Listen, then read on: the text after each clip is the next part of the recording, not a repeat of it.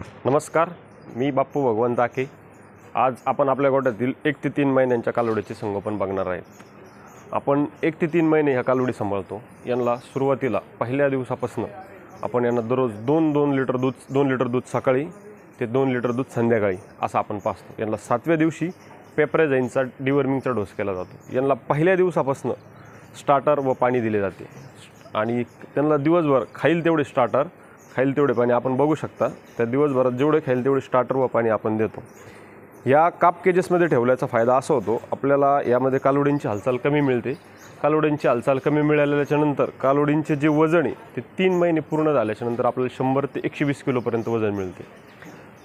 आणि यात सर्वात महत्त्वाचं आपण याच्यावरती जे काम केलेलं आहे, आपण स्टार्टरसोबत याच्यावरती ना आपण ड्राय मॅटरवरती काम केलेलं आहे। आपण स्टार्टरला जो खर्च होतो त्याचसोबत यांना ड्राय मॅटरमध्ये गव्हाचा भूस आणि सगळ्यात महत्त्वाचं आता बघू शकता लसूण घासाची वाळली केलेली कुट्टी।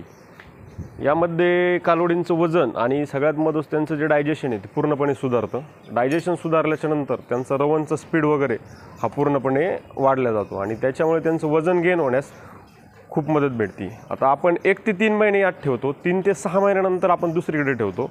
आता याच्यानंतरचं पुढची माहिती तुम्हाला पुढच्या व्हिडिओत दाखवण्यात येईल।